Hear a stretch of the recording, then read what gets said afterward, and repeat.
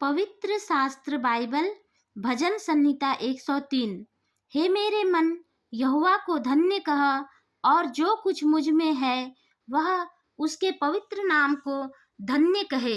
हे मेरे मन, यहोवा को धन्य कह और उसके किसी उपकार को न भूलना। वही तो तेरे सब अधर्म को क्षमा करता और तेरे सब रोगों को चंगा करता है। वही तो तेरे प्राण को नष्ट होने से बचा लेता है और तेरे सिर पर करुणा और दया का मुकुट बांधता है। वही तो तेरी लालसा को उत्तम पदार्थों से तृप्त करता है, जिससे तेरी जवानी उकाब के समान नई हो जाती है।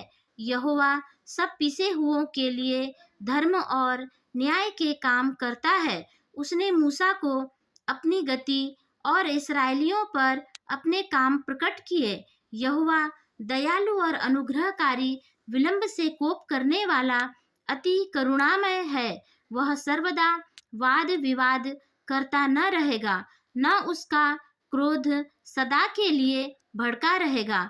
उसने हमारे पापों के अनुसार हमसे व्यवहार नहीं किया और न हमारे अधर्म के कामों के अनुसार हमको बदला दिया है।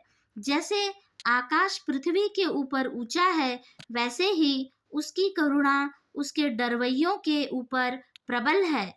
उदयाचल अस्ताचल से जितनी दूर है, उसने हमारे अपराधों को हमसे उतनी ही दूर कर दिया है। जैसे पिता अपने बालकों पर दया करता है, वैसे ही यहोवा अपने डरवैयों पर दया करता है, क्योंकि वह हमारी सृष्टि जानता है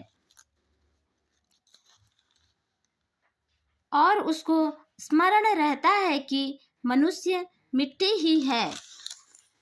मनुष्य की आयु घास के समान होती है, वह मैदान के फूल के समान फूलता है, जो पवन लगते ही ठहर नहीं सकता और न वह अपने स्थान में फिर मिलता है। परंतु यहोवा की करुणा उसके डरवैयों पर युग युग और उसका धर्म उनके नाती पोतों पर भी प्रकट होता रहता है, अर्थात उन पर जो उसकी वाचा का पालन करते हैं और उसके उपदेशों को स्मरण करके उन पर चलते हैं। यहोवा ने तो अपना सिंहासन स्वर्ग में स्थिर किया है और उसका राज्य पूरी सृष्टि पर है।